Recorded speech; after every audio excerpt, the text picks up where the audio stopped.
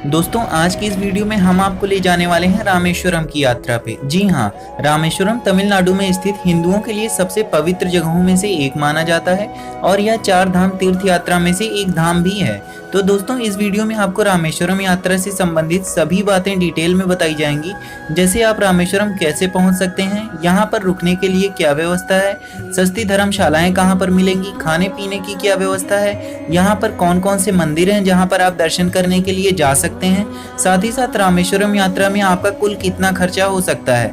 तो वीडियो को शुरू से अंत तक जरूर देखें और अगर आप चैनल पर पहली बार आए हैं तो चैनल को सब्सक्राइब करना, वीडियो को लाइक और शेयर करना बिल्कुल मत भूलिएगा। चलिए सबसे पहले बात करते हैं कि आप रामेश्वरम कैसे पहुंच सकते हैं। दोस्तों रामेश्वरम पहुंचने के लिए आपके पास 3 ऑप्शन है। पहले ऑप्शन की अगर बात करें तो वो है बाई ट्रेन। अगर आप बाई ट्रेन आना चाहते हैं तो रामेश्वरम में ही रेलवे स्टेशन है। अगर आपके शहर से डायरेक्ट रामेश्वरम तक ट्रेन मिल जाती है तो अच्छी बात है। अगर डायरेक्ट ट्रेन नहीं मिलती है रामेश्वरम तक तो आप मदुरई आ जाइए और मदुरई से रामेश्वरम तक की डिस्टेंस करीब 170 किलोमीटर है। और मदुरई पहुंचने के बाद आप चाहें तो बस के द्वारा या फिर ट्रेन चेंज करके भी आप रामेश्वरम पहुंच सकते हैं। दूसरे ऑप्शन की बात की जाए तो वो है बाई रोड। दोस्तों अगर आप अपने पर्सनल व्हीकल से आना चाहते हैं तो आप मदुरई तक आ सकते हैं और मदुरई से आपको गवर्नमेंट बसेस और प्राइवेट बसेस दोनों ही मिल जाएंगी, जिसकी मदद से आप रामेश्वरम पहुंच सकते हैं। मदुरई से रामेश्वरम तक की डिस्टेंस 170 किलोमीटर है और बस का किराया करीब 200 से 300 रुपए लग जाता है। अब बात करते हैं तीसरे ऑप्शन की। तीसरा ऑप्शन है बाई फ्लाइट। दोस्तों अगर आप बाई फ्लाइट आना चाहते हैं तो यहाँ का नियरेस्ट एयरपोर्ट भी मदुरई में ही है। मदुरई से आप बस के द्वारा या फिर टैक्सी हायर करके रामेश्वरम पहुंच सकते हैं। इन तीनों ही ऑप्शन में मेरा रिकमेंडेशन आपको रहेगा कि आप बाई ट्रेन आइए, क्योंकि ये सबसे सस्ता और सुविधाजनक आपको पड़ेगा। साथ ही साथ जब आप बाई ट्रेन आएंगे तो आपको भारत के सबसे लंबे समुद्र पुल पंबन ब्रिज से यात्रा करने का शानदार अनुभव मिलेगा। दोस्तों पंबन ब्रिज से जब ट्रेन गुजरती है तो आपको बहुत खूबसूरत नज़ारे देखने को मिलते हैं, तो इसलिए आपको बाई ट्रेन ही आना चाहिए। तो चलिए दोस्तों अब हम रामेश्वरम पहुंच चुके हैं। अब हमें दर्शन करना है, लेकिन दर्शन करने से पहले हमको क्या क्या करना होगा, चलिए इसके बारे में बात करते हैं। दर्शन करने से पहले मंदिर से 100 मीटर की दूरी पर ही बना है अग्नि तीर्थ। वहां पर जाकर आपको स्नान करना होगा। दोस्तों जब भगवान राम रावण का वध करके आए थे तो यहीं पर उन्होंने स्नान किया था और यहाँ की समुद्री लहरें एकदम शांत हो चुकी हैं, क्योंकि भगवान राम ने इनको स्पर्श किया था। तो यहाँ पर सबसे पहले आप अग्नि तीर्थ में स्नान कीजिए, उसके बाद आप मंदिर परिसर में जाइए। अग्नि कुंड में या अग्नि तीर्थ में स्नान करने के बाद जब आप मंदिर परिसर में जाएंगे तो वहां पर 22 कुंड हैं और वहां भी 22 कुंड में आपको स्नान करना होगा। इस 22 कुंड में वहां पर आपको गवर्नमेंट एम्प्लॉय रहते हैं जो आप पर जल डालकर आपको स्नान करवा देते हैं और इस 22 कुंड में स्नान करवाने का वो आपसे 20 से 25 रुपए चार्ज करते हैं। इस पूरे 22 कुंड में स्नान करने के लिए आपको 30 से 40 मिनट तक का समय लगेगा। स्नान करने के बाद आप वहां पर चेंजिंग रूम भी बने हुए हैं जहां पर आप कपड़े बदल सकते हैं। उसके बाद आप मुख्य मंदिर में भोलेनाथ के शिवलिंग का दर्शन करने जा सकते हैं। दोस्तों मंदिर परिसर में 2 शिवलिंग हैं। पहला वो जो हनुमान जी कैलाश पर्वत से लाए थे और दूसरा वो जो सीता माता जी द्वारा रेत से निर्मित किया गया शिवलिंग था। तो पहले आप हनुमान जी द्वारा लाए गए शिवलिंग का दर्शन करेंगे, उसके बाद आप सीता माता द्वारा निर्मित शिवलिंग के दर्शन करेंगे। दोस्तों मंदिर परिसर में जब आप जाएंगे तो आपको बहुत सुंदर नज़ारा देखने को मिलेगा। आपको बता दें कि इंडिया का लार्जेस्ट कॉरिडोर रामेश्वरम मंदिर में ही है। यहाँ के कॉरिडोर गलियारे बेहद खूबसूरत हैं और नए पत्थरों से बने हुए पिलर यहाँ पर आपको बहुत ही आकर्षित करेंगे।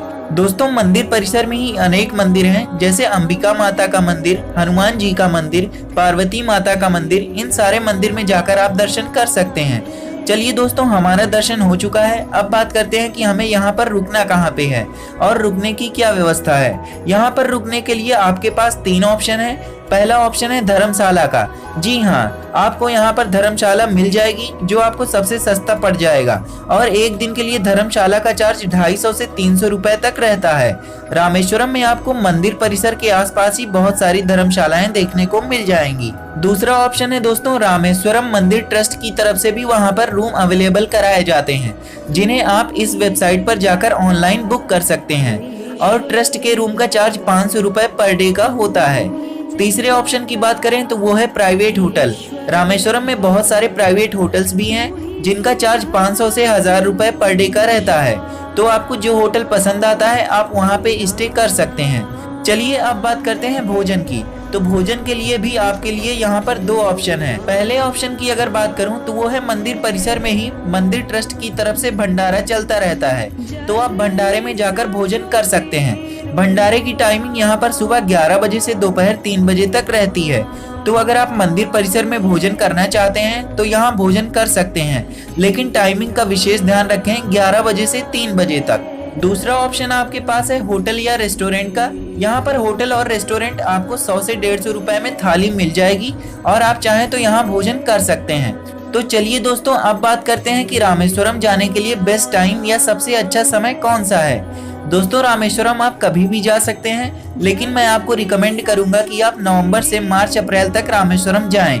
यही बेस्ट टाइम है, क्योंकि समर सीजन में यानी गर्मियों में साउथ इंडिया में काफी ज्यादा गर्मी पड़ती है और इस समय यात्रा थोड़ी सी मुश्किल हो जाती है।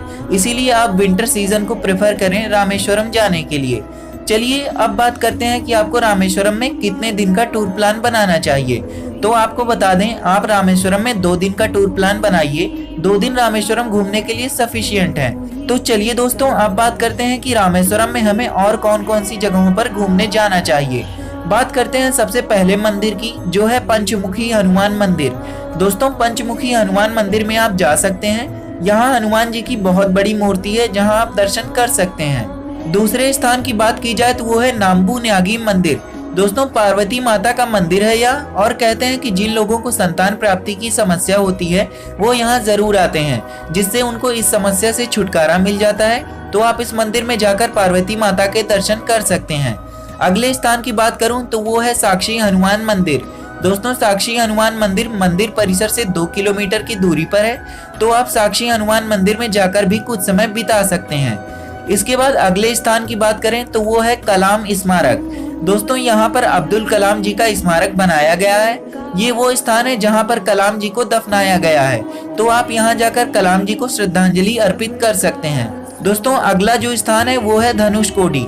दोस्तों, धनुषकोडी आप दूसरे दिन जाइए। पहले दिन मैंने जो आपको प्लेसेस बताई हैं वहां जाइए, और दूसरे दिन आप धनुषकोडी जाइए। दोस्तों, रामेश्वरम से धनुषकोडी की डिस्टेंस करीब 20 किलोमीटर है। धनुषकोडी वही जगह है जहां पर वानर सेना द्वारा लंका जाने के लिए समुद्र में पुल या राम सेतु बनाया गया था। तो धनुषकोडी में आप जरूर जाइए, वहां पर आपको बहुत सुंदर समुद्र देखने को मिलेगा। और साथ ही साथ Dhanushkodi last land of India के रूप में भी जाना जाता है, तो आप धनुषकोडी जरूर जाइए। ये आपके लिए मस्ट विजिट प्लेस है। दोस्तों, अब बात करते हैं कि इन सारी जगहों को घूमने के लिए हमारा साधन क्या होगा। दोस्तों, अग्नि तीर्थ के पास ही आपको बहुत सारे ऑटो मिल जाएंगे, और ये आपको 800 से 1000 रुपए में इन सारी जगहों को घुमा के आपको वापस मंदिर परिसर में छोड़ देंगे। तो चलिए दोस्तों, आप सबसे जरूरी बात करते हैं कि रामेश्वरम यात्रा में आपका कुल कितना खर्चा होगा। दोस्तों, यहाँ पर जो मैं आपको खर्चा बताऊंगा उसमें किसी भी तरह की बस टिकट, फ्लाइट टिकट या ट्रेन टिकट शामिल नहीं है। इसमें केवल आपके खाने का खर्चा, रुकने का खर्चा और जो ऑटो बुक करा के आप सारी जगहों को घूमेंगे उसका खर्चा इसमें शामिल है।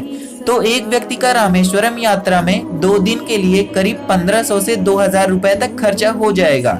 तो दोस्तों, ये थी रामेश्वरम यात्रा के बारे में कंप्लीट जानकारी। अगर आपको वीडियो पसंद आई है तो वीडियो को लाइक करें और चैनल को जरूर सब्सक्राइब करें, जिससे आपको आगे भी ऐसी ही इंफॉर्मेटिव वीडियोस देखने को मिलती रहें।